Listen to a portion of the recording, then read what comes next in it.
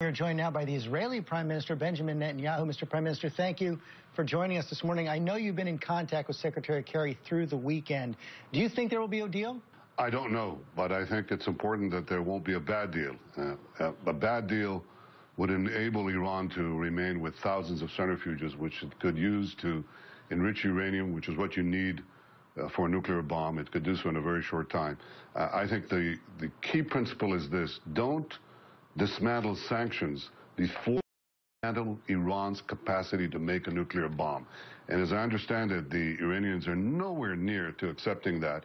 And if, for any reason, the United States and the other powers agree to leave Iran with that capacity to break out, I think that would be a historic mistake, not only because it endangers my country, Israel, that Iran's ruler, the Ayatollah Khamenei, vows to annihilate, but also because I think it would endanger the entire Middle East and the world. So what options does Israel have if that kind of a deal is reached?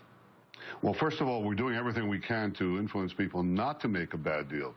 And of course, such a deal is something that would leave Iran with the capacity to threaten everyone. You know, they're developing ICBMs, intercontinental ballistic missiles.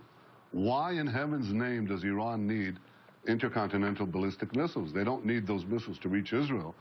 They need it to reach Europe and the United States. Do you agree with President Obama that this interim deal has been a success, and therefore, if you can't get a big deal over this weekend, would you go along with extending the current terms? Look, I think the Iranians have used the interim deal to develop other elements of their program. It's true that they haven't raised the enrichment to the 20% level and beyond.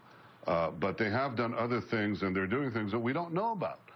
In fact, the IAEA, the International Atomic Energy Agency, says that Iran refuses to divulge the elements of its secret military nuclear program.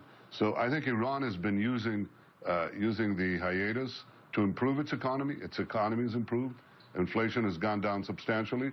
There have been cash infusions of billions of dollars into the Iranian economy, but they're still suffering under sanctions. I would, in fact, rather than making a bad deal, I would just continue the sanctions regime, toughen the sanctions regime, and get Iran to make the concessions it needs to make sure that they don't have the capacity to make nuclear weapons. Mr. Prime Minister.